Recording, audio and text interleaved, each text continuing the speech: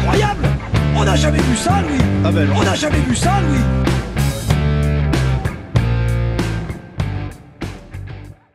Bonjour, bonsoir à tous. 7e épisode de 13 à table. Avec nous ce soir, Julien. Julien, bonsoir. Salut tout le monde. Idriss est aussi avec nous ce soir. Idriss, bonsoir. Salut tout le monde. Ah, copia. Notre invité ce soir, c'est un champion de France avec Avignon en 2018. Joris Bissière est avec nous. Joris, bonsoir. Bonsoir à tous et merci de m'accueillir sur l'émission. Le plaisir est pour nous. Ouais, le plaisir est pour nous. Gros programme ce soir. On va revenir sur l'élite 1, journée complète d'élite 1, la deuxième de suite. On boude pas notre plaisir. On reviendra aussi sur l'élite 2. Là, ça n'a pas été complet. Encore un match reporté. On fera un petit flash info parce qu'il y a des choses qui nous ont un peu interpellés dans l'actualité. On parlera du recrutement du Toulouse Olympique, où ça en est. Idriss nous parlera des jeunes en NRL. Il nous en a déjà présenté 5 la dernière fois. Il nous en a préparé 5 autres. Et puis, on finira avec l'interview de Joris en fin d'émission. Allez, c'est parti tout de suite. L'élite 1, on va rentrer dans le vif du sujet. Joris, t'as pas joué pour le moment parce que tu nous en diras plus en fin d'émission, mais t'es un petit peu encore touché au genou. Mais je suppose que t'étais au match. Une victoire d'Avignon, ça a été dur, mais une victoire. Quelle analyse tu fais de cette rencontre? Ouais, j'étais bien au match, comme tu le dis. Bon, malheureusement, j'étais en tribune, toujours. C'était un match un peu particulier parce qu'on avait eu le premier match de la saison qui devait se jouer contre Limoux à la maison, mais qui avait été annulé. Du coup, là, c'était vraiment le premier match à domicile. Il y a eu un début de match, on va dire les 20 premières minutes, qui était un petit peu bizarre, où les deux équipes étaient un peu crispées. Il y avait pas mal de fautes. Et puis petit à petit, le jeu s'est délié et on a vu du mieux. Après, il y a pas une équipe qui a vraiment pris le dessus sur l'autre pendant 80 minutes.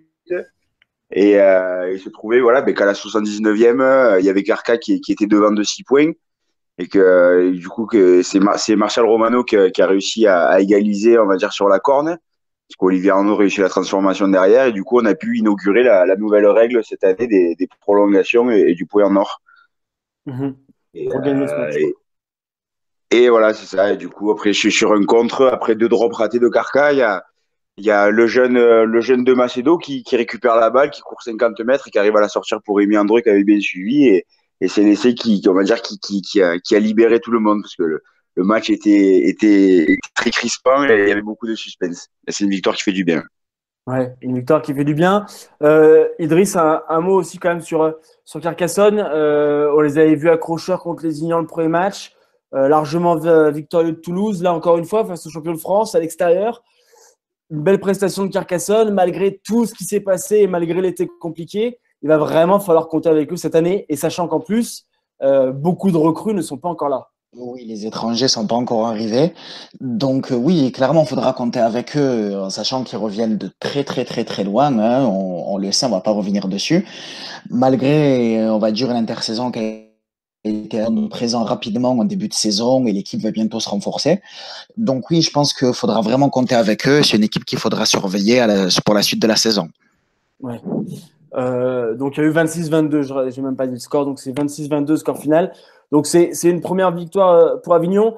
Joris, un mot sur la première journée. Ça avait été difficile à Palot. Alors il y avait eu le trajet qui avait été un peu compliqué, mais je pense qu'il ne faut pas non plus tout remettre là-dessus. On avait vu une belle équipe de Palot qu'on a déjà encore aussi d'ailleurs revu ce week-end avec un gros match contre Saint-Estève. Qu'est-ce que tu avais eu un peu comme écho de ce premier match, toi? Ouais, donc c'est justement par rapport au déplacement, j'avais pas pris le risque que d'y aller, mais j'ai pas mal d'échos, pas mal de retours. Donc c'est vrai, qu'il y avait eu la difficulté du déplacement, mais on peut pas tout mettre sur ça. Ce qui est bien cette année, c'est qu'on voit que le championnat élite, il est vraiment homogène. Il y a toutes les équipes qui montent en niveau. Il devient même de plus en plus attractif parce qu'il y a des équipes comme Carcassonne qui vont recruter des mecs comme Grillo. Des équipes comme Villeneuve qui arrivent à attraper des Pitagouliné qui ont des carrières à NRL en Super League, donc c'est bien. Et Palo fait partie de ces équipes qui a réussi un bon recrutement cet été, intelligent, et qui va être très difficile, je pense, à battre chez elle, c'est certain même. Ouais. Pour les autres résultats, pour enchaîner, justement, Palo qui perd contre Saint-Estève le derby catalan. Palo qui a dominé tout le enfin qui a été dominé, qui a été devant tout le match, qui a mené jusqu'à un quart d'heure de la fin. Sur ce match, on peut retenir que d'un côté Saint-Estève, malgré la jeunesse, ça va être costaud, et que Palo, comme le disait un peu Joris, ça va aussi être costaud. Ouais, c'est vrai que c'est les deux équipes qu'on avait vues en forme ces débuts de saison. Ça faisait un gros choc qui a tenu ses promesses apparemment. On voit quand même trois équipes, je pense, pour ce début de saison qui se détachent avec Saint-Estève et Palo et Limoux aussi, qui fait des bons résultats. Donc pour l'instant, moi, c'est les trois que je vois en haut de classement. Derrière, avec les Ignans, Carca, Avignon, qui ont un gros potentiel, mais ont un peu de boulot en ce début de saison, je pense. Et après, derrière, c'est très serré aussi. Donc c'est un championnat, comme il a dit Joris, très très serré, très intéressant. Et en plus, ça va changer pendant l'année. Il va y avoir quelques blessures pour les gros, des équipes qui vont se renforcer, voire s'améliorer. Donc, ça va être très intéressant toute l'année. Ouais. Ouais. Et puis, tu as cité plusieurs équipes, mais tu n'as pas cité Albi. Albi qui réalise pour l'instant un bon départ. 2 matchs, 2 victoires. Une nouvelle victoire contre Saint-Gaudens. Albi sera aussi probablement pas loin du compte en fin de saison. Ouais, mais comme on le disait avec Eric la semaine dernière, Albi, pour l'instant, jouait Saint-Gaudens et Villeneuve. Donc, c'est des équipes qui vont se battre, je pense, pour la 4, 5, 6e place. Peut-être pas le haut du tableau, quoi. Après, ils sont toujours capables de faire un coup, mais comme on l'a dit avec Eric, voilà, les effectifs sont un peu plus petits. C'est peut-être un peu plus dur, peut-être, pour accrocher le haut, même s'ils en sont forcément, ils en sont capables. Ouais. Donc, pour finir, les Ignans a battu 48-28 le Toulouse Olympique. Idriss, les Ignans, bon, c'était un match à domicile et à leur portée, mais le Toulouse Olympique, peut-être l'équipe qui va avoir le plus de mal cette saison dans les 10, du fait déjà de la jeunesse de son effectif. Oui, Toulouse, on en a déjà un petit peu parlé. C'est une équipe qui est composée de beaucoup de jeunes joueurs. Il y a quelques quinzistes qui sont arrivés pour un petit peu renforcer l'équipe.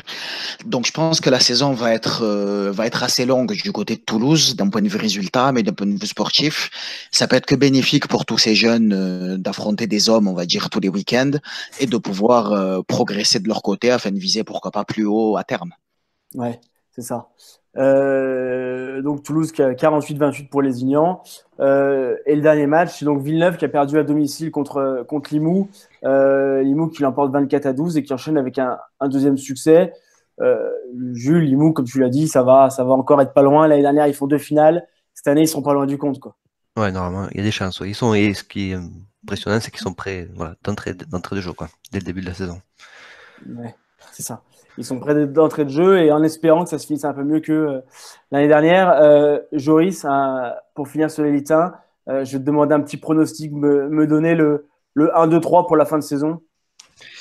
Je dirais Limoux, les Ignans, et on va quand même se mettre dedans en 3e.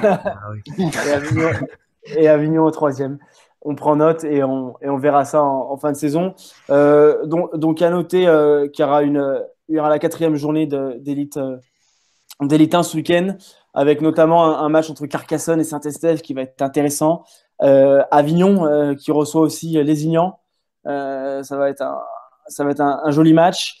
Et Palo, Villeneuve, Saint-Gaudens qui reçoit Toulouse Olympique. Et enfin aussi, Limoux, Albi, une de ces 2 équipes qui a pour l'instant pas perdu, va forcément perdre week-end prochain. Voilà pour l'élite 1. On a fait le tour. On va passer à l'élite 2. L'élite 2, c'était la 9e journée déjà. Un match reporté entre Lyon et Pia. Sinon, je vais un peu écouler les scores. Entraigues a corrigé Salon. 50-12, Villegayen qui a battu Toulon 34-10, alors qu'à la mi-temps, il y avait seulement 8-4, une première mi-temps équilibrée. Carpentras qui fait la perf du week-end, qui bat Bao pour la première fois, 33-32, dans une fin de match irrespirable, avec Jimmy Avec qui donne la victoire à Carpentras. On aura d'ailleurs un interview de Jimmy Avec qui sera sur le site, vous pourrez le lire en même temps qu'écouter la podcast.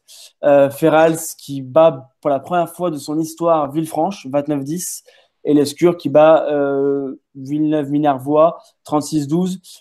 Jules, si on regarde le classement, on voit qu'il y a maintenant déjà qui se dessine un groupe de 7 voire 8 équipes qui seront en course pour les 6 premières places. Ouais, 8 et Villefranche qui a 2 victoires de retard, mais on sait qu'ils sont capables de faire une bonne série de victoires et revenir. Donc, ouais, ça fait 9 équipes pour 6 places. Déjà, c'est très intéressant. Bao Carpentras qui ont l'air très solides et qui nous ont proposé apparemment un match spectaculaire et à suspense. Donc, non, très intéressant cette Élite 2. Un peu dur pour Toulon et Villefranche de Minervois, mais bon. Et Salon aussi. Salon, surtout. On s'y attendait, c'est difficile. Ouais, Salon, c'est difficile. Il y a encore Rachid qui nous a un peu expliqué que pas que ça avait été dur ce week-end. Et voilà, il joue souvent les week-ends. Il est 13, 14, 15 joueurs, 16 joueurs. C'est déjà compliqué quand tu n'as pas 17 joueurs. Et en plus que tu as des joueurs qui ont 17 et 18 ans dans le lot, pas mal de joueurs. Clair. Donc c'est compliqué. Joris, si je dis pas de bêtises, Entraigues est votre réserve. Oui. Et Mathias Navarro avait notamment bien débuté la saison avec Entraigues, il me semble. Il avait disputé plusieurs matchs. Alors, qu'est-ce que ça permet un peu cette entente avec Entraigues pour le club d'Avignon? Alors pour les deux clubs, j'ai envie de dire parce que c'est une entente qui est gagnante-gagnant dans le sens où nous, si on a des blessés qui reviennent, on va d'abord essayer de les faire passer par la réserve avant qu'ils reviennent en élitude. Et s'il y a des grosses perfs de joueurs comme Mathias Navarro, qui jouait justement avec Entraigues en début de saison et qui avait fait part de ses envies, de son objectif de jouer en élite 1 cette saison. Il est donc venu s'entraîner avec nous et de par sa motivation, de par ses entraînements et l'envie qu'il a montré, Renaud Guy a choisi de lui faire confiance et l'a essayé en élite 1. Donc voilà, ça apporte ce genre de partenariat, ça apporte on va dire des bonus aux deux équipes. Je pense qu'il faut que ce schéma se répète sur plusieurs clubs parce que je pense qu'il faut qu'au rugby à 13 on va dire que les clubs de proximité s'entraident, on en a besoin. Et je pense que c'est un schéma à répéter. Ouais. Idriss, un mot pour finir sur cette Élite 2 du coup. On voit que Villefranche perd encore. On peut dire que depuis le début, toutes les équipes sont plus ou moins au rendez-vous, sauf Villefranche. Alors, je crois qu'il y a une dizaine de blessés encore. Est-ce que malgré ce départ compliqué pour toi, Villefranche est toujours un candidat à la victoire finale? Honnêtement, oui, pour moi, ils sont pas à leur place, j'ai envie de dire. Il a manqué du monde, ils ont perdu quelques matchs de pas beaucoup. Comme l'a dit Julien, je pense qu'à un moment, ça va finir par tourner, hein. Ils vont récupérer un petit peu de monde et ils vont, on va dire, voilà, mieux rentrer en compétition. Et ils pourraient très bien enchaîner une série de victoires, comme l'a dit Julien pareil tout à l'heure, et on va dire rattraper leur retard. Pour moi, rien n'est perdu pour eux. Ouais. La saison est longue, on en a fait un tiers en gros avec les matchs en retard.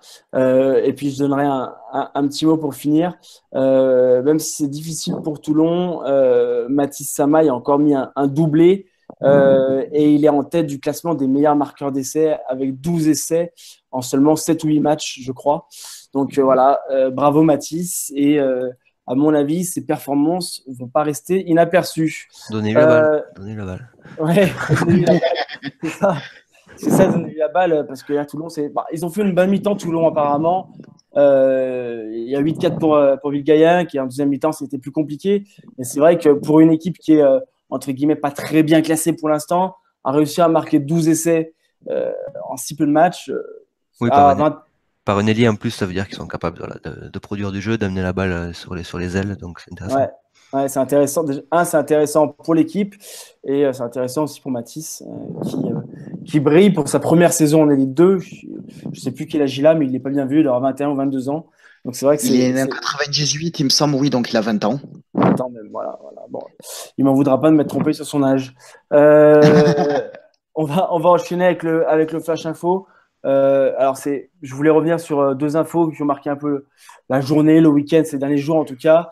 La première, c'est la décision de la Fédération française de rugby à 13 qui reporte toute la journée du 18 mai. Le 18 mai, c'est les Dragons catalans contre Wigan au Camp Nou. Donc voilà, aucun match ne se jouera ce week-end-là, que ce soit chez les jeunes et chez les seniors, pour permettre à un maximum de trésistes d'aller au Camp Nou. Joris, toi, en tant que joueur, on sait que tu es aussi impliqué à Avignon, comment t'accueilles cette nouvelle de la fédération? Je trouve que c'est une très bonne idée, ce genre d'événement pour le rugby à 13 français, via les Dragons, hein, qui sont, on va dire, la vitrine de notre sport, sont extrêmement importants. Et ce genre de décision où on voit que la Fédé va dans le même sens que les Dragons et vice-versa, ça fait du bien et je pense qu'il faut qu'on continue dans ce sens-là. Si j'ai la possibilité d'y aller, j'irai également. Ouais, Julien, un mot? Mais j'ai envie de dire, si vous avez des revendications, écrivez-nous à 13 mondial, parce qu'on en a parlé la semaine dernière, bam, ça se fait.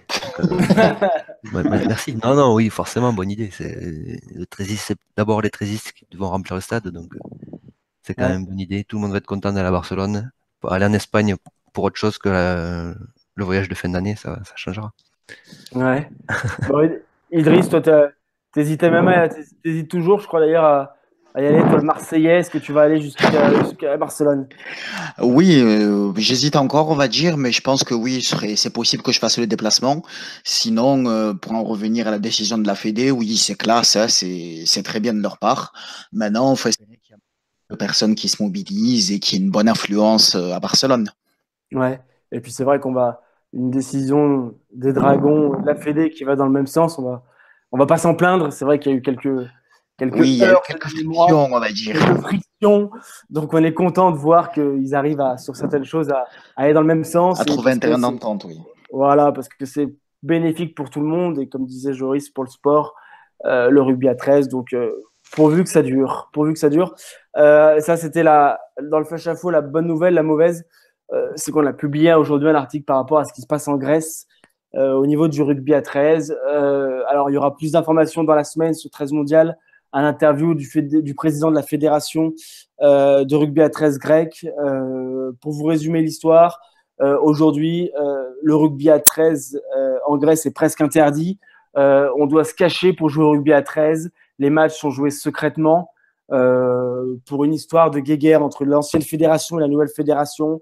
Voilà, la police est envoyée quand on sait qu'il y a un match, etc. C'est très compliqué. Donc voilà, c'est un peu notre coup de gueule parce que c'est pas normal aujourd'hui. On est en 2018. La Grèce est en position de se qualifier pour la Coupe du Monde 2021 et ils sont à se cacher pour jouer leur match de qualification. Julien, on peut le dire, c'est une honte. Oui, oui, alors, oui, c'est vrai qu'on arrive à un point guéguerre d'ego, je pense, d'homme apparemment, d'après ce que nous disait le nouveau président, avec l'ancien président de la fédération qui fait tout pour remettre des bateaux dans les roues. Donc, ouais, c'est très triste. C'était déjà difficile de développer un sport assez nouveau dans un pays. Alors, si en plus on vous met des bâtons dans les roues, ça devient compliqué. Ouais. Idriss a un mot là-dessus. Oui, pareil, ben c'est une honte, hein. Il y a pas de mots, la police qui arrive en plein match qui interrompt des matchs, qui surveille tout ça. C'est surtout que voilà, c'est une histoire interne, on va dire, c'est une guéguerre entre hommes. Et au final, le grand perdant dans cette histoire, c'est le rugby à 13, c'est personne d'autre. Et les deux hommes en question, je pense qu'ils se remettront de tout ça. Franchement, c'est dommage et c'est triste pour le développement du sport en Grèce. Ouais, c'est ça, c'est exactement ça. Donc voilà, vous lirez, vous ferez votre opinion de ce que nous raconte le nouveau président. Ça sera sur 13 mondial dans la semaine. On va passer au recrutement du Toulouse Olympique. Alors, le Toulouse Olympique a joué le Middle Eight, n'est pas monté en Super League cette année, mais on sait que ça reste l'objectif. Alors Julien, tu nous as préparé un petit brief. Il y a eu pas mal de départs, déjà des arrivées. Où est-ce qu'en est le Toulouse Olympique sur son marché des transferts aujourd'hui? Alors, quelques départs avec les arrêts de Rapira et de Planas. Rapira qui a, du coup, c'est lui il a peu joué quand même cette année. Planas, un nom, l'emblème du club qui s'en va. Canet qui est parti à Carcassonne, Bastien Canet, et Di Petit-Bourne qui ne devrait pas rester non plus. Donc ça, c'est principalement des avants qui sont partis, mais qui ont été remplacés très rapidement. Alors, le Théo a fait son marché surtout chez Lee, qui a eu des problèmes financiers en fin de saison, donc qui perd la plupart de ses joueurs pour pas les avoir payés surtout. Ils ont recruté les deux Français, Iles Bergal et Jordan Dezaria, qui étaient à Lee. Donc on a un pilier pour Jordan qui vient de suite remplacer directement numériquement. Et Ilias qui vient remplacer Chris Centron aussi, que j'ai pas dit qui était parti. Donc on remplace directement, on perd un joueur, on remplace un joueur. Pas trop de changements sur l'effectif. Donc c'est poste pour poste, parce qu'on a recruté aussi d'autres piliers. Ben Evans, qui a 38 matchs de Super League à son compte, qui joue également devant. Patrick Avaivai qui joue pilier aussi. Ça, c'est des joueurs de 26-27 ans, donc en pleine force de l'âge, qui vont apporter de suite, qui vont s'intégrer rapidement, qui vont faire leur plaquage, prendre leur ballon. Donc ça, c'est très intéressant. Ça va pas bouleverser le groupe. Ils vont rester dans les mêmes optiques que précédemment. Et le gros changement, je pense, ça va être l'arrivée de Dean Parata au talon. Donc ils ont laissé partir Mourad Kriwash. Ouais. Pour des raisons de contrat ou autre, enfin, et sportives, je sais pas exactement, mais on comprend pourquoi, puisqu'ils ont recruté directement peu de temps après cet international italien qui est d'origine australienne, qui a joué un Queensland Cup, non, Southwell Cup, et qui était à Borough l'année dernière. Donc à savoir comment ils vont le faire jouer, si ça va être le talonneur numéro 1, si ça va être Anthony Marion en numéro 1 et lui derrière. Donc c'est intéressant parce que ça peut changer un petit peu l'optique de jeu et le jeu du Théo. Ouais. Et c'est tout ce que j'ai. À peu près tout. Ouais. Ouais. C'est aujourd'hui, en gros, par rapport au départ qu'il y a eu, si on se place d'un point de vue numérique, tous les postes ont été remplacés, en gros. C'est ce que tu me Ouais, dis. c'est vrai, voilà, c'est vraiment du poste pour poste. On a perdu 3-4 avant, on les a pris de suite. On a perdu Santron qui jouait centre ailier, on a récupéré Bergal. Et on a perdu Kriwash et Bouzinac aussi. Du coup, on récupère un talon. Donc c'est vraiment, voilà, on a vraiment échangé poste pour poste. Ouais. Idriss, dans ce que nous dit Jules, là, les deux piliers qu'on prend, les deux étrangers, Vavaille et Evans, la différence avec l'année dernière, c'est que comme je vous le disais, c'est des joueurs plus jeunes. Petitbourne et Rapira, ça n'a pas trop marché parce que c'était des joueurs un peu plus âgés et malheureusement beaucoup blessés. C'est une bonne chose que le Théo ait un peu revu cette politique et de prendre un peu des joueurs plus dans la force de l'âge. Oui, c'est une bonne chose. On va dire que Vaivai et l'autre pilier qu'ils ont recruté, ils ont plus de choses à prouver. Evans, oui. Ils ont plus de choses à prouver, on va dire, que Rapira et Petitbourne, qui sont tous les deux des internationaux, qui avaient des centaines de matchs de NRL et qui arrivaient, on va dire, un petit peu en fin de carrière. Evans, c'est donc les deux piliers recrutés, ils ont plus de choses à prouver, ils vont devoir apporter tout de suite. Et honnêtement, je pense que c'est une bonne stratégie de la part du Théo d'avoir recruté un petit peu plus jeune, on va dire d'avoir recruté un petit peu plus jeune. Ça pourra apporter. Maintenant, il faut espérer qu'il montre tout ça sur le terrain. Ouais. Joris, toi, de ton œil extérieur, ce recrutement du Théo par rapport à la saison qu'ils ont fait l'année dernière, leur ambition cette année, qu'est-ce que tu en penses? Ouais, je pense que le recrutement est assez judicieux. Après, c'est vrai que on va dire, cette formule de Super League pour monter justement en Super League, c'est super compliqué parce qu'on sait qu'il faut battre justement des équipes qui y sont déjà, en sachant qu'il faut déjà compter sur Toronto qui va être omniprésent, je pense, dans la même division que Toulouse. Donc moi, j'espère sincèrement pour eux qu'ils vont y arriver. Il faut un gros travail depuis quelques années. Ils sont super bien structurés. C'est un exemple à suivre comme club. Et j'espère qu'ils vont y arriver. Mais en tout cas, leur recrutement, pour revenir dessus, est judicieux. Effectivement, c'est de prendre des garçons qui sont un peu plus jeunes et qui ont des choses à prouver. Je pense que c'est quelque chose d'intéressant. Ouais. Et juste pour revenir sur ce que tu disais, la formule a un peu changé cette année. Elle sera peut-être quand même plus dure pour monter parce qu'il y a seulement un club qui va monter cette année en Super League. En gros, les 5 premiers de Championship font des playoffs. Alors c'est sur le modèle NRL. Je vais pas vous dire comment ça se joue, qui joue contre qui, mais bon, tout le monde, enfin, il se rend compte un peu. Et à la fin, le vainqueur de ces playoffs monte en Super League directement. Donc il y aura forcément un club de Championship qui montera, mais un seul. Donc voilà, et ce qui est compliqué en plus, comme je l'ai dit, c'est qu'on a beau être premier toute la saison, il faut gagner au moins 2 matchs en phase finale, même si on est premier toute la saison, pour pouvoir accéder à la Super League. Ouais, c'est vrai que ça va être compliqué. Il n'y a plus du tout ces confrontations en fait avec les équipes de Super League. Non, ils les ont enlevés. C'est ça. Fin du middle eight. C'est pour apporter un peu plus de sécurité, je pense, au club de Super League, parce que c'est vrai que même si ça se faisait pas chaque année, il y avait plutôt une équipe qui montait et qui descendait. Potentiellement, il pouvait y avoir 4 équipes qui changeaient quand même. Oui, tout à fait. Avec ce modèle-là. Donc c'est vrai que là, ça leur permet d'avoir un peu plus de sécurité pour ce qui est des investissements, des partenaires financièrement. Ouais, Jules, et donc, pour mettre un bémol à tout ça, ça va être plutôt sur une stratégie globale que je vais mettre le bémol à un an près. C'est-à-dire que du coup, on n'a pas changé la globalité. Tu vois, on a changé poste pour poste sur des joueurs pas principaux. Et les difficultés du Théo que j'ai vu ces dernières années, c'était de passer un cran. Enfin, passer un cran. Le niveau global est très bon. Toute la saison, ça va très bien. Et dès qu'il y a un match un peu serré, dès qu'il faut monter d'un cran, faire les efforts supplémentaires, on a eu des difficultés. Déjà, quand ils sont montés en Championship, on sait qu'ils auraient pu le faire sur leur premier match contre Rockdale, je crois. Ils avaient perdu, ils étaient repassés par une autre finale pour pouvoir monter.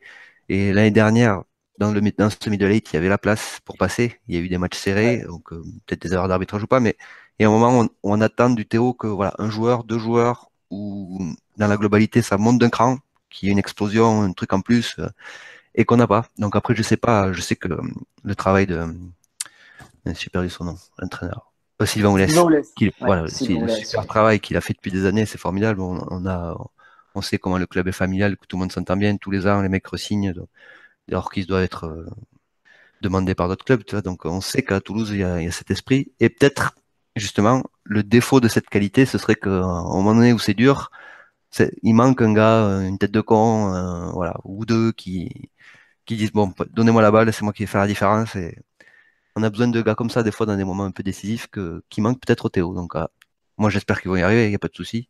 Faisons confiance à leur système une année de plus, mais voilà. Enfin, Ouais. on peut se dire que c'est peut-être ça qui manque. Ça peut-être changer l'entraîneur, peut-être changer les joueurs clés, Ford, Kerala, je sais pas, voilà. Mais ils ont leur qualité, mais il y a peut-être un défaut qui en manque pour faire le. Bon, j'espère que je les ai énervés, qu'ils vont passer cette année. Moi, je vais mettre un bémol à ton bémol. Ouais, voilà.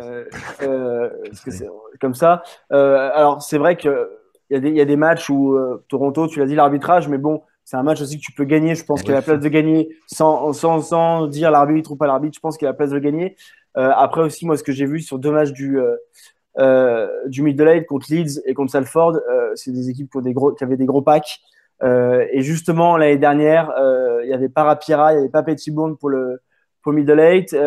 Du coup, le pack était très devant, c'était des Français. Alors Maxime Pouèche, Boyer, ils ont leur qualité, mais c'est vrai que voilà, je pense qu'il y a sur ces gros matchs-là, il y a manqué voilà ce qu'aurait dû apporter Rapira et Petitbon aussi. Et j'espère justement que le recrutement de Ben Evans et Vai vont aller dans ce sens voilà, pour vraiment densifier ce pack.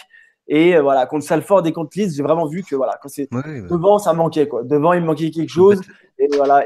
Donc du coup, on le sait bien, on l'a vu avec les Dragons au début de saison, puis on le sait. Quand le pack avance pas, quand le pack est un peu dominé, c'est compliqué pour le reste de l'équipe. C'est la question que je me pose. Ouais. Si c'est ça le problème, le recrutement a été fait de telle sorte que ce soit résolu. Si c'est pas ça, Voilà, voilà, c'est ça. ça produira les mêmes effets. On verra, mais on Voilà, espère pour eux que ça puisse passer. voilà, à voir. Voilà, voilà, c'est vraiment ce que j'ai senti. Par exemple, le dernier match contre Salford, il y avait encore un espoir. Le pack était en difficulté. En plus de ça, Salford a un joueur qui est suspendu 2 matchs, qui revient, qui est en pleine bourre, qui sait qui va potentiellement signer Hastings. Je parle d'Hastings, qui nous sort un match. Il a tout Tu fait. vois, tu mets de l'eau à mon moulin, là. Ils avaient Voilà, Hastings. ouais, voilà, On n'a pas de Hastings. voilà, il n'y a pas de Hastings au Théo, mais bon, Ouais, si tu veux sortir le chéquier, Jus, t'es pas loin, tu peux peut-être leur faire un chèque. oui, si, ils y sont. Il y a Kerala, Ford, ils le peuvent, mais des fois, dans les moments chauds, on a envie qu'ils Ouais, prenez le ballon, poussez les autres et faites c'est quelque chose, ça. les gars. Un mec comme Hastings, je me souviens de ce match-là, il avait été télévisé. Sur ce match-là, c'est vrai qu'Hastings, que ce soit dans l'animation du jeu, en défense, conclure, il a tout fait. Il aura tout fait, donc enfin, il n'a pas gagné le match tout seul parce que le pack était avancé justement. Mais voilà, c'est vrai qu'on espère que avec un pack qui avance, un pack avec aussi des Arias, Jordan qui arrive, que derrière, les Robin, les Ford, les Kerala, les Bergal, Adair, parce qu'il y en a de la qualité, vont pouvoir Ouais, aussi c'est ça, ouais. s'exprimer. Il y en Ils y a de la sont. qualité. Donc voilà, on va suivre ça de près. Je pense que le recrutement est fini pour le Théo. À mon avis, il n'y aura pas de. Oui, là, Je je pense pense aussi, ouais. peut-être un joueur à voir, mais je Après, pense que. ouais, faut voir s'il y a des histoires de prêt comme d'habitude, mais en Ligue 1, mais ça se fait pas trop avec le Théo, on sait jamais. Ok, on va voir ça. Allez, On enchaîne avec le dernier sujet avant de passer à l'interview de Joris. Idriss, tu nous as préparé, tu nous avais déjà fait une liste de 5 joueurs en NRL à suivre, mais bon, la NRL, c'est une ligue qui est très riche en jeunes talents. Tu vas nous en parler de 5 nouveaux, un peu, si tu peux nous donner tes noms et un peu nous dire pourquoi tu vas les suivre en 2019. Oui, alors c'est avec le même principe que sur la première chronique, hein. C'est les jeunes qui sont nés entre 98 et 99. Donc il y a une grosse génération qui arrive. À mon avis, on va dire, une des têtes de gondole de cette génération, ça va être Zach Lomax. Donc c'est un trois quarts polyvalent qui peut jouer au centre, qui peut jouer à l'arrière et même à l'aile, qui joue au Saint-Georges de la Dragon. Donc Lomax, il a débuté en NRL avec les Dragons cette année, il a joué 4 matchs. Il a pris la responsabilité de buteur pendant que Widop était blessé. Il a parfaitement assumé à 19 ans, à l'approche des phases finales. En plus, ça montre quand même le caractère, ça montre le caractère du bonhomme. Il est plutôt longiligne, il mesure 1m90, il est assez technique ballon en main, il est capable de faire jouer autour de lui et après lui. Et on lui annonce vraiment un grand avenir du côté des Dragons. Il a une vraie chance d'être régulier dans l'effectif cette année, vu que McDonald est parti. Il peut très bien se faire une place à l'aile, ou pourquoi pas à son poste préférentiel au centre. Ouais, ok. Donc, après Lomax, il y a un autre membre de cette génération qui arrive, qui pousse très fort. C'est le talonneur Wade Egan, qui joue à Penrith. Donc, lui, il est un petit peu plus âgé, il a 20 ans, il est né en 98. Alors, en 2017, il a fait une énorme saison avec les U20 de Penrith. Il a marqué quelque chose comme, il a marqué, il me semble, 18 essais, fait 16 passes décisives en 20 matchs du championnat U20. Il a débuté pareil en 2017 avec la réserve de Penrith en Intrust Cup. Là, il a gratté quelques matchs à NRL en 2018.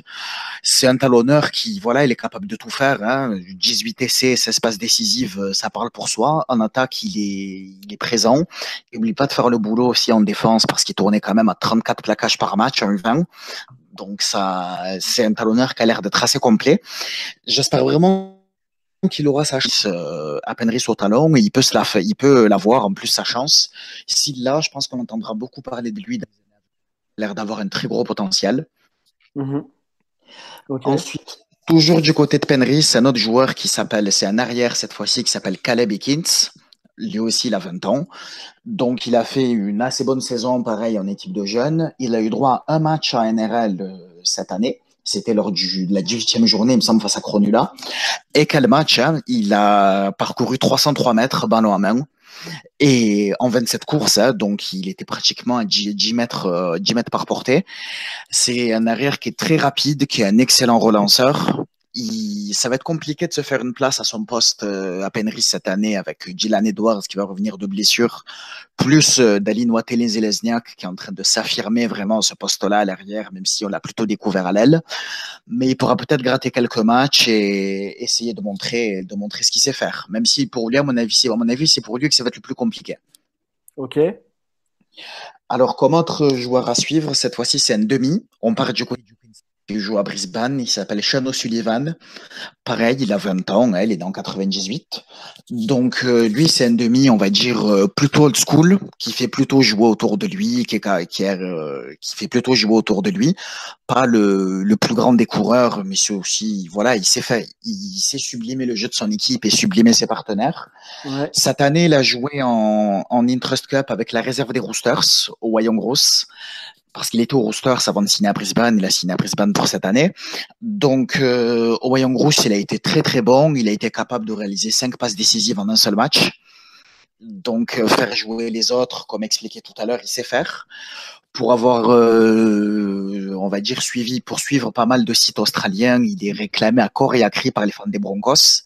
Il y a beaucoup de fans de Broncos qui veulent le voir titulaire l'année prochaine parce qu'il a un profil un petit peu différent des deux demi-titulaires qui sont Nico Rema et Milford, et il pense qu'il pourra à cette équipe. Ouais. À mon avis, il aura sa chance. Ça, c'est clair, net et précis qu'à un moment, il va l'avoir. Maintenant, après, à lui de la saisir. Il est capable de buter aussi. Hein. C'est un pas mauvais buteur. Il est pas maladroit dans cet exercice. Même si à Brisbane, ça va avec Isako et Kau, ils sont plutôt bien fournis dans ce domaine. Il a une vraie chance de pouvoir s'imposer en NRL et de pouvoir montrer ce qu'il sait faire à Brisbane. En tout cas, elle est dans. Donc, il faut voir s'il a sa chance et surtout s'il pourra la saisir. Ok. Et le enfin, dernier un dernier joueur. Oui, le dernier. Donc, c'est une originalité parce que c'est le premier joueur d'origine turque à jouer à NRL. C'est le pilier M Régulière, pareil, qui a 20 ans, qui joue lui au Canberra Raiders. Donc, c'est un gros gabarit, hein, 1m90, 110 kilos. Donc, il est capable de prendre beaucoup de ballons par match et d'avancer à chaque impact. Il a été nommé rookie de l'année par les supporters des Riders. De matchs, il a 3 ou 4 apparitions, je crois pas plus, mais il a impressionné les supporters à chaque fois.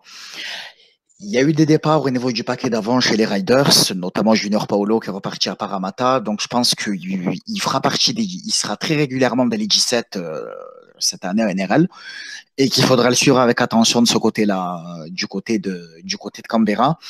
Il sera dans une équipe en plus qui n'a rien à perdre, hein, donc il aura du temps de jeu et il pourra apporter beaucoup de choses à mon avis à cette équipe-là. Ok. Joris, un mot. Alors, ma question, elle va être double. Alors, la NRL, j'imagine que c'est un championnat que tu suis, qui te passionne, déjà d'une. Et de deux, est-ce que sur les joueurs qu'a cité Idriss, il y en a un que tu vas suivre un peu plus particulièrement, peut-être le demi, parce que c'est ton poste, ou un autre? Ben non, en fait, celui dont j'avais déjà entendu parler, celui que je connais, c'était le premier, c'est Lomax. Ouais. Euh, il avait déjà fait justement quelques apparitions. Il avait joué aussi justement. Alors c'était avec les Blues, hein, il me semble, chez les U20 là, des State of Origin. Oui, il Euh, a, il a joué aussi avec le Prime Minister 13 cette année hein, à l'aile, contre les et, Papouilles. et c'est lui que j'ai vu à l'œuvre et je le trouve assez impressionnant parce qu'il est grand, il est fort sous les ballons hauts, il peut jouer centre justement ailier et arrière. Quand il est en centre, il est capable en 2 contre 2 de créer à chaque fois le décalage, de sortir le ballon à une main pour son ailier. Quand il est à l'aile, il attrape les ballons hauts. Enfin, il est vraiment impressionnant et je pense que même justement avec Saint-Georges, il peut même se faire une place au centre parce qu'il en a les qualités, en tout cas. Ouais. Jules, toi, il y a dans les cinq joueurs qu'a cité Idriss, est-ce qu'il y en a, c'est lesquels que tu vois le plus explosé aller en 2019, que tu vois le sortir du lot? Je vais faire le boulet, moi, je vais t'en rajouter un. Oh, Je crois pas que tu aies parlé de Nick Mini la semaine dernière. En plus, il est chez les Dogs. Non, je n'ai pas parlé, non. Alors voilà, le Oui, joueur en il plus. était chez Newcastle, donc il était chez moi. Il part chez les Dogs, il va chez Idriss. Donc il est né en 97, arrière. Et je l'avais vu chez les Blues U19, mais je parlais ou U20, enfin, le State of pareil, mais il y a 2 ans, je crois. Et j'aime beaucoup ce joueur et je pense qu'il a un bel avenir. Alors en plus, c'est mon sosie de loin de dos. Ah. S'il y en a un qui doit me ressembler le plus, c'est lui à la tête. Et ouais, il va jouer arrière. Je pense qu'il a la place aux Bulldogs pour qu'il soit titulaire et je pense qu'il va faire, Oui, il va se la il va faire. faire du bien. Ouais. Ouais, Nick Mini. ok, on note. Et dans les cinq, il n'y en avait aucun qui t'inspirait du coup. Non, du coup, je préférais choisir celui-là. Ok. Joker. Et toi, en tant que fan des Dogs, Idriss, Nick Mini, ça te parle? Tu le vois comment Nick Mini s'en parle. Oui, j'ai vu quelques matchs qu'il a fait avec Newcastle cette année quand Ponga était blessé. Donc c'est quelqu'un qui est sûr sur les ballons hauts, qui participe au jeu, qui sait buter aussi, hein, il est pas maladroit. Donc oui, il y a une place de libre à l'arrière aux Bulldogs et je pense qu'ils vont la lui donner. Ils vont faire monter au Poate au centre où il y a encore plus de place à prendre. Donc à mon avis, voilà, pareil, il va arriver dans une équipe que personne n'attend et où il n'aura rien à perdre. Donc je pense qu'il pourra montrer ce qu'il sait faire et oui, il faudra le surveiller lui aussi. Oui. Et moi, j'ai Ouais. triché les 97 pour ça. Pardon. Allez, on va refermer la page générale. On suivra tous ces jeunes l'année prochaine, évidemment. Et on va commencer, on va plutôt terminer avec l'interview de Joris. Joris, est-ce que t'es prêt? Je suis prêt. Allez, question, tu as déjà dû entendre, comme pour tous les invités. Est-ce que tu peux te présenter en quelques mots? Qui es-tu, ton poste, ton parcours à 13? Alors rapidement, donc je joue au rugby à 13 depuis que j'ai 4 ans, fidèle aux couleurs bleues et blanches du SOA depuis toujours parce que j'ai jamais bougé de ce club-là. Donc voilà, je joue demi d'ouverture, pareil fidèle à ce poste parce que j'en ai jamais changé. Bon, quelquefois en talonneur, mais c'est très rarement. Donc voilà en gros pour mon parcours rugbystique. Ok. Alors, on t'a pas encore vu sur les terrains cette saison. Est-ce que tu peux nous dire un peu où tu en es? Je crois que tu es touché au genou. Quand est-ce qu'on va te revoir? Comment ça évolue? Ouais, j'ai encore des soucis avec mon genou gauche, toujours le même. J'ai pas encore de date exacte de retour parce que j'ai quelques soucis entre les ligaments, le cartilage, donc j'ai le genou qui est un petit peu abîmé que j'essaie de soigner en ce moment. Je suis en pleine rééducation. Je veux pas prendre le risque de revenir trop vite parce que ça fait 3 4 ans maintenant que je galère avec ce genou-là et j'ai envie de vraiment le soigner pour revenir et être à 100%. Je suis revenu un peu rapidement justement l'année dernière sur les terrains et bon, je le regrette pas par rapport à la fidélité qu'il y a eu, bien sûr. Mais ça a aussi à jouer, ça a joué aussi sur le fait que je sois blessé maintenant. Ce que je peux dire, c'est que vous me reverrez, ça c'est certain. Je fais les efforts pour. Mais on va attendre, ce sera pas avant janvier, voire février. Ok, ok. Julien, Idriss réfléchit pendant ce temps. Julien, une question pour Joris, s'il te plaît. Ouais, c'est une question un peu plutôt technico-tactique. T'es pour savoir comment s'organiser le jeu des demi avec Avignon, comment vous allez vous organiser à Avignon en fait, quoi, et toi en particulier, hein, comment vous partagez les rôles, est-ce que c'était côté droit, côté gauche, ou est-ce que c'était plus sur organisation et jeu au large, enfin. Alors nous, le jeu qu'on a, on est vraiment fait sur de la lecture défensive. C'est-à-dire qu'on va pas dire on va à droite pour jouer à gauche ou vice versa. On va filer des points et on essaie à travers des tenues rapides, notamment de stabiliser la défense et le but vraiment, d'arriver à observer le joueur, à la voir et à la jouer du mieux possible sur les instants T. Ouais, après, Donc juste voilà, en gros, surtout sur les demi, là, demi de mêlée, demi d'ouverture, votre relation et votre partage du jeu. alors ça se fait assez naturellement. On se dit ça et on se dit pas avant le match, tu vas prendre autant de coups de pied ou vice versa. Ce qui se passe après, c'est que donc l'année dernière, on a dû tester à peu près 6 ou 7 charnières, hein, il me semble, Ah oui, quand à même. Avignon. On a terminé avec Rémi, Andreu et moi. Donc avec Rémi, ça se passe super. C'est un joueur qui, on va dire, je vais plus être moi dans la gestion du jeu et dans la gestion de l'équipe, et lui sur le coup d'éclat. Parce Ouais, qu'il a les voilà, c'était ça. capacités pour, il va très vite, il est très talentueux. Donc voilà, on va dire comment fonctionnait l'année dernière. Là cette année, c'est le jeune de Massimo qui me remplace. Donc voilà, C'est lui qui est dans on la a encore gestion des plus, choses. ouais. Ouais. Ouais, mais on a encore des choses à travailler parce que on va dire sur l'ossature 9-6-1, donc talonneur, Ouais. demi-arrière, on a quand même 2 joueurs sur 3 qui ont changé parce qu'il y a plus Kian Diamond également qui joue à l'arrière. Donc voilà, on a du boulot. C'est pour ça aussi que ce début d'année, il est un peu, on va dire, il commence doucement. À la manière d'un diesel, j'ai envie de dire. Mais on va essayer de terminer fort. Voilà. Ouais. Idriss, tu as eu le temps de te préparer? Oui, un joueur qui serait, selon toi, ton meilleur adversaire. J'ai envie de citer Thomas Ambert. Que j'ai souvent justement en face de moi au centre et que je trouve performant et c'est un joueur que j'aime jouer parce que je sais justement qu'il est dur à défendre. Il y a des matchs où il a réussi quelquefois à me foutre la misère. J'essaie de le contrer et on en parle justement à la fin des matchs et c'est un adversaire que j'aime bien affronter justement. Voilà. Et D'accord.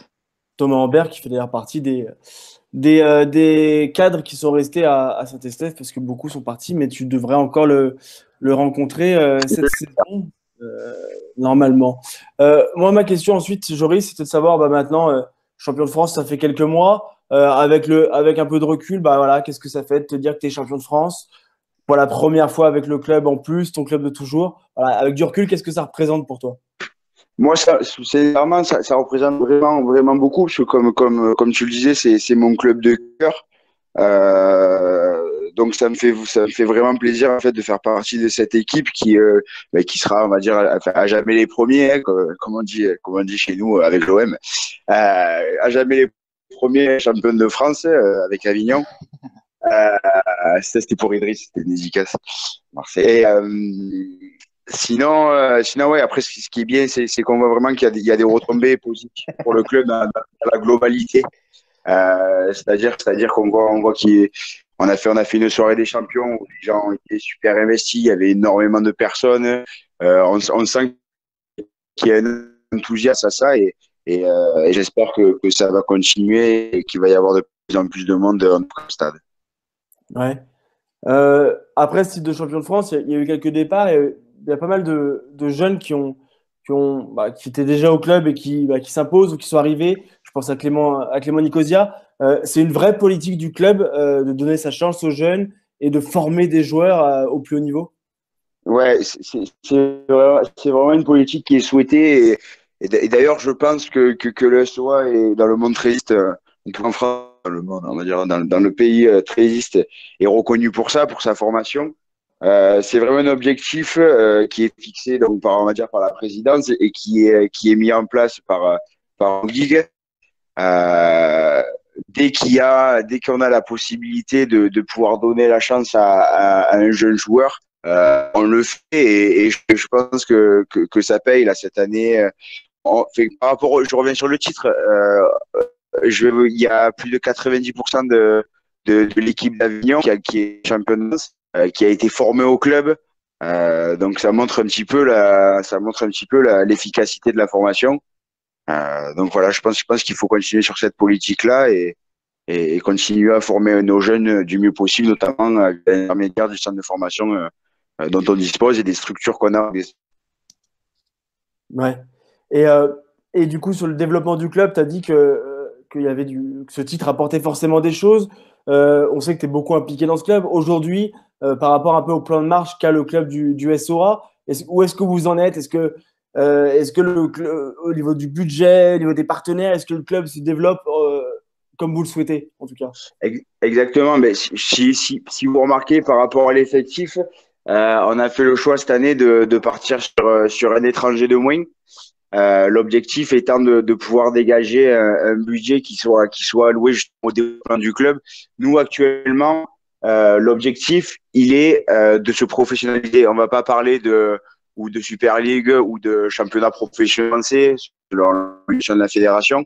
Mais l'objectif, en tout cas, pour le club, il est vraiment de se structurer et de se professionnaliser. Et donc, ça passera, et ça passe au moment par le développement d'un gros réseau de partenaires qu'on est justement en train de mettre en place.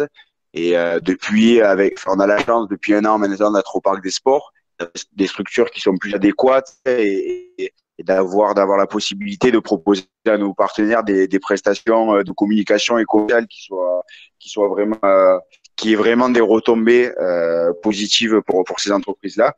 Et c'est vraiment l'axe qu'on est en train de travailler pour se professionnaliser. Ok. Et justement, tu parlais de championnat professionnel en France. On n'en est pas là et tout. Sans parler de championnat professionnel, mais plutôt dans le développement. Toi qui joues depuis un moment, ces dernières années, est-ce que tu trouves que ça va dans le bon sens en France? Alors, il y a les Dragons qui ont gagné la Cup, donc forcément, ça aide. Et même à côté de ça, le niveau de l'élite 1 et l'élite 2, est-ce que tu trouves que ça va dans le bon sens? Ah ouais, moi je trouve que ça va dans le bon sens. J'ai entendu certains joueurs ou certaines personnes qui pensaient le contraire. Alors, moi je trouve pas du tout. Je trouve vraiment que le niveau en fait augmente chaque année. Et je le disais tout à l'heure, et même le championnat est de plus en plus attractif. Quand on voit justement des Garillo et des Pitagoudinier signés en élite, et même des jeunes joueurs qui ont en tout cas le potentiel de jouer en Super League et NRL qui viennent jouer en France. Après, même par rapport à l'élite 2, on est sur un championnat maintenant qui a 12 équipes. Ça va dans le bon sens. J'espère que le championnat élite 1 aussi arrivera à grossir en termes d'équipes et au moins à 12. Donc ouais, je pense qu'on est sur la bonne route. Je vais finir en disant que grâce aussi, du coup ça vous fera un petit clin d'œil, mais ce type de média comme 13 Mondial qui n'existait pas fait du bien aussi parce que voilà, dès qu'on a une info à chercher, ben on la trouve en 30 secondes. Il y a des idées d'activité et je pense qu'il y a vraiment quelque chose qui est en train de se passer avec le titre de Dragon comme vous en parliez. Donc, je pense vraiment qu'on est dans le bon sens et moi j'ai vraiment une vraiment positif par rapport à ce qui est en train de se passer en France et avec le rugby à 13. Voilà. Ouais, Ok. si je peux pas défendre, mais enfin non, expliquer les mecs qui disent que le niveau est plus bas, mais si c'était pour comme il y a 15 ans, avoir 3-4 étrangers, enfin plus d'étrangers de plus haut niveau qu'on paye plus cher, et pas finir la saison parce qu'on peut pas finir la saison financièrement, ça n'a aucun intérêt. Voilà. Autant avoir des jeunes, les développer, avoir. Je crois qu'on a fait un article, je sais plus, Greg a fait un article cette semaine sur les charnières françaises qui sont en Ouais. Ligue 1. Voilà, c'était pas le cas à l'époque où ceux qui croient que c'était le niveau était plus haut. Voilà. C'est mieux d'avoir des jeunes Français.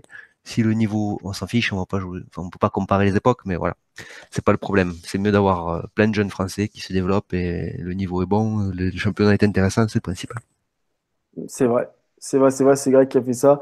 Il y a beaucoup de jeunes, on les voit. Rémi Andreu qui donne la victoire à Avignon ce week-end. Jason Goffin qui a marqué un essai à chaque match depuis le début de la saison. Il a marqué un double au premier.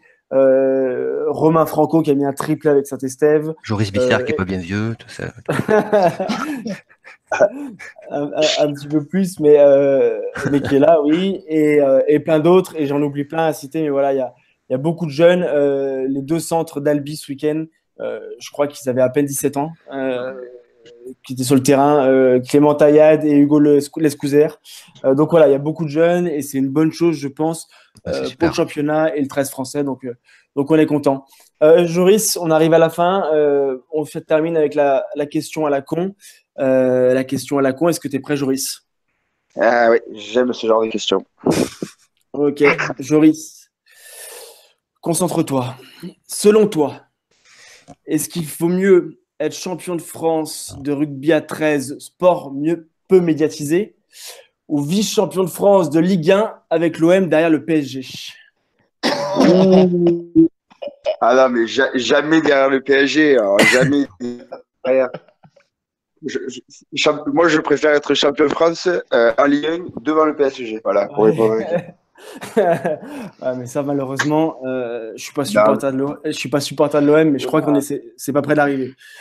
Parce qu'il préfère être vice-champion. Il préfère être vice-champion et le PSG troisième aussi, surtout. Ouais. Bon, on va finir là-dessus. Et puis, Joris, ça nous donne l'occasion, encore une fois, de te féliciter, de féliciter tout le club d'Avignon pour ce premier titre de champion de France. Merci à tous. Merci Julien. Merci Idriss. Merci à toi, Merci. avec plaisir. Merci Et à puis, vous, merci beaucoup. ouais. Merci Joris. On a hâte de te revoir sur un terrain et on espère que tu pourras revenir au plus vite. Ouais, bon rétablissement. Ouais, bon rétablissement. Continuez à Merci. nous suivre sur les réseaux sociaux, sur le site, sur la chaîne. On a aussi une boutique maintenant. Vous pouvez On acheter est des partout. t-shirts. On est partout. On est partout. On continue. Et on vous dit à la semaine prochaine. Bye bye. Ciao, ciao. Au revoir. Ciao.